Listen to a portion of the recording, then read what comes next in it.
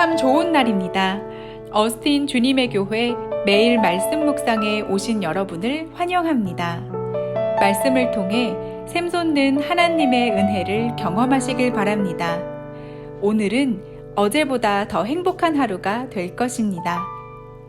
네, 2021년 12월 15일 매일 말씀 묵상 시작하도록 하겠습니다. 오늘 본문 말씀은 욥기 34장 31절부터 37절까지 말씀입니다.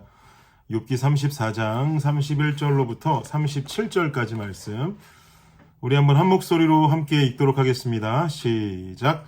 그대가 하나님께 아뢰기를 내가 죄를 지었사오니 다시는 범죄하지 아니하겠나이다. 내가 깨닫지 못하는 것을 내게 가르치소서. 내가 악을 행하였으나 다시는 아니하겠나이다 하였는가. 하나님께서 그대가 거절한다고 하여 그대의 뜻대로 속전을 치르시겠느냐. 그러면 그대가 스스로 택할 것이요 내가 할 것이 아니니 그대는 아는 대로 말하라.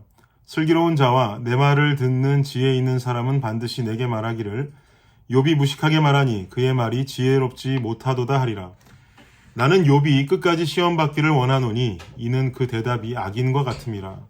그가 그의 죄에 반역을 더하며 우리와 어울려 손뼉을 치며 하나님을 거역하는 말을 많이 하는구나. 아멘.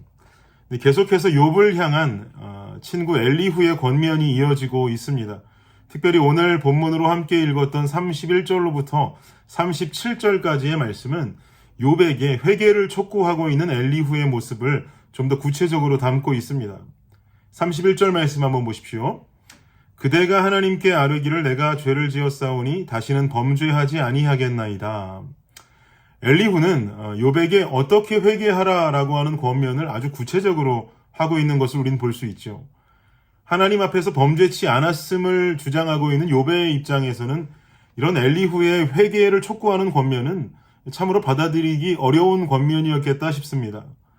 그러나 또 거침없이 욥을 향해서 회개를 촉구하고 있는 엘리후의 입장에서 본다면 하나님의 벌하심이 어떤 욥이 진정한 회개에 이르기까지 계속될 것이다 라고 생각하고 있습니다.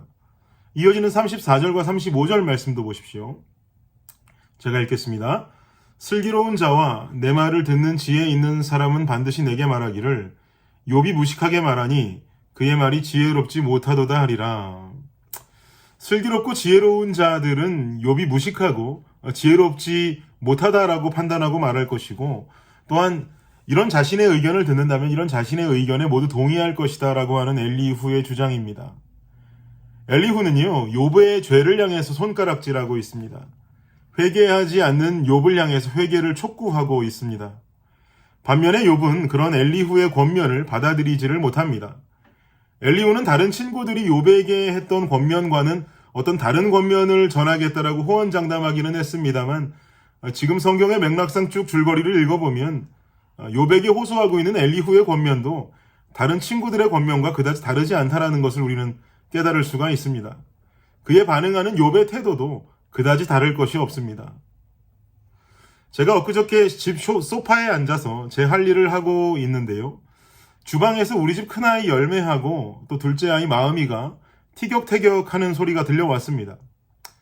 그래서 무슨 문제가 있어서 이 두 녀석이 티격태격하고 있나 다투고 있나 들어보니까 둘째 마음이가 밥도 먹지 않은 상태에서 과자를 먹겠다고 주방 창고 앞에서 과자를 꺼내 들었나 봅니다.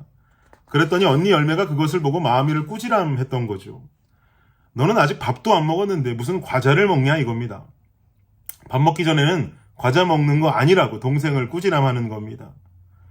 평소에 열매 본인도 밥 먹기 전에 과자 먹겠다고 뗐을 때 많거든요. 그런데 자기 동생한테는 아주 보수적인 반응을 하고 있었습니다. 절대로 먹을 수 없답니다. 먹지 말랍니다. 그랬더니 마음이의 반응이 언니 알았어. 내가 먹지 않을게 라고 순종적인 반응을 하는 게 아니라 마음이의 반응은 내가 먹든 말든 네가 뭔 상관이냐는 반응입니다. 그 모습을 지켜보는 것도 아주 재미나더라고요. 도대체 둘의 다툼은 언제 어떻게 끝이 날까 못 본 척하면서 제가 귀는 그쪽으로 관심을 두고 있는데 결국 두 녀석이 그 문제를 해결하지 못하고 제게 찾아왔습니다. 마음이가 말하기를 과자 먹고 싶은데 안 되느냐라고 제게 물었고요. 열매가 말하기를 밥 먹기 전에는 먹지 말랬는데 마음이 동생이 말을 듣지 않는다고 제게 컴플레인했습니다. 결국 둘 다 해결을 못하니까 제게 문제를 가지고 나온 것이죠. 결국 제가 마음이에게 과자는 곧 밥 먹고 나서 그 다음에 먹자라고 아빠가 꼭 내가 그때 줄게 라고 약속하고는 그 사건을 마무리 지었습니다. 결국 열매 마음이 둘은 이 사건을 마무리할 수가 없었던 거죠. 둘의 사건을 마무리 지은 것은 둘이 아니라 아버지인 제 역할이 가장 컸습니다. 여러분, 요한복음에 보면 이런 말씀이 등장합니다. 요한복음 14장 26절 말씀에 말하기를 보혜사 곧 아버지께서 내 이름으로 보내실 성령 그가 너희에게 모든 것을 가르치고 내가 너희에게 말한 모든 것을 생각나게 하리라. 성령에 관한 이야기죠. 성령께서는 우리에게 모든 것을 가르치시고 또 말씀을 생각나게 하신다고 예수님께서는 말씀하셨습니다. 이 말씀인 즉슨 지금 욥을 향하여 회개를 촉구하는 엘리후 그리고 그와 대치하고 있는 욥의 모습 속에서 엘리후가 범하고 있는 한 가지의 어떤 착오는 성령의 역할을 본인이 하고자 한다라는 것이 바로 한 가지 그의 착오다라고 볼 수 있겠습니다. 자신의 촉구를 통해서 욥은 회개하고 모든 것이 다 제자리로 돌아올 것이라고 생각하는 자체가 엘리후의 역할이 아니라 이 말이죠. 마치 우리 집에 두 녀석이 다투다가 결국에는 제게 그 문제를 가지고 나왔던 것처럼 욥에게 죄가 있다면 또 만일 욥에게 그 죄로 인한 회개가 필요하다면 그것을 알려주는 장본인은 엘리후가 아니라 성령의 역할이다 이 말입니다. 사랑하는 여러분, 우리도 살다 보면 누군가의 상황을 평가할 때 있습니다. 누가 봐도 신앙생활 부족하고 하나님을 떠나서 받는 벌처럼 고난을 당하는 사람 만날 때 있습니다. 어려운 상황을 하나님 없이 헤쳐나가려고 하는 어리석은 누군가를 만날 때도 있습니다. 내 구역에서 만나기도 하고요. 내가 속한 공동체 안에서 만나기도 하고요. 교회 안에서 이런 만남 가질 때 있습니다. 그럼 우리의 역할은 무엇일까요? 그에게 바른 소리를 해준다고 회개를 촉구하고 그의 죄를 지적하는 행동이 바른 모습이 되겠습니까? 다시 말하지만 그 역할은 성령께 드리는 것이 옳습니다. 우리의 역할은 그 성령께서 좋은 일이든 나쁜 일이든 좋은 결과이든 나쁜 결과이든 그 상대에게 일하실 수 있도록 나의 입술을 그 상대에게 여는 것이 아니라 하나님께 여는 일을 해야 될 줄 믿습니다. 상대를 향해 열고자 하는 나의 입술은 절제하고 그 입술을 하나님께 열어서 기도드리는 것이죠.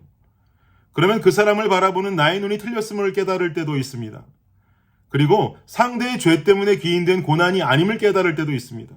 혹은 그 사람에게 진짜 나의 생각대로 진정 회개가 필요하다면 그 마음도 내가 터치하는 것이 아니라 바로 그 마음에 깨달음을 주실 성령께서 터치하실 것이라는 것을 우리는 반드시 알아야 합니다. 하나님께서 우리에게 원하시는 역할은 바로 이것입니다. 우리는 하나님을 향해서 입술을 열어 아뢰고 성령께서 그 사람에게 일하게 하시는 것. 이것이 가장 건강한 역할 분담의 모습입니다. 또한 이것을 상대에게만이 아니라 나에게도 적용할 수 있겠죠. 성도 여러분, 혹시 어려움 속을 살아가고 계십니까? 고난 속을 통과하고 계십니까? 광야에 있으십니까? 절대로 하나님과 멀어지지 마십시오. 어떻게든 하나님과의 친밀함을 유지하십시오. 그 안에 성령께서 일하심으로 말미암아 나에게 깨우침을 주시고 말씀을 통해 다시 일어날 힘을 허락하십니다. 내 삶에 찾아오는 어려움은 하나님 절대적인 주권 속에 일어나는 일입니다. 그래서 하나님을 떠나서는 이 어려움 속의 평안과 기쁨을 찾을래야 찾을 수가 없습니다. 그러나 성령께서 내 안에 일하시고 어려운 순간에 주시는 깨달음과 은혜를 통해 내 인생의 진정한 평안과 기쁨을 고난 속에서도 찾을 수가 있습니다. 기억하십시오. 상대에게 입술을 열기보다 하나님께 입술을 여는 성도가 되기를 원합니다. 또 나에게도 그 어려운 순간들이 닥칠 때면 하나님과 더욱 친밀한 거리를 유지하는 성도가 되길 원합니다. 그 안에 성령의 일하심을 기대합시다. 성령께서 나에게 주시는 깨달음과 은혜는 고난 중에 분명한 평안과 기쁨을 누리는 분명한 그 축복을 허락해 하실 것입니다. 사랑하는 성도 여러분, 그 인생을 살아가는 저와 여러분이 되시기를 예수 그리스도의 이름으로 축복합니다. 기도하겠습니다. 하나님 감사합니다. 우리 삶 속에 분명 성령의 역할을 인정하는 삶 살게 하여 주시옵소서.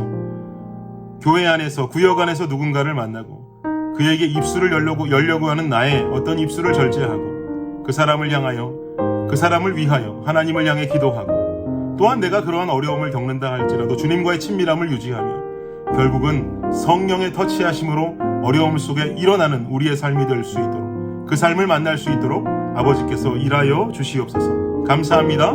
예수님 이름으로 기도드립니다. 아멘. 네, 수요일 기도 제목으로 기도하도록 하겠습니다. 첫 번째 기도 제목은 구역장들을 위해서 구역원들을 잘 돌보도록 섬김을 통해 은혜와 복을 받도록. 두 번째는 선교사님을 위해서 기도하겠습니다. 하이티의 박동환 선교사님, 알래스카의 이용래 목사님, 디국의 김재문 선교사님과 이국의 새벽이슬 선교사님을 위해서 이 시간 함께 기도하도록 하겠습니다.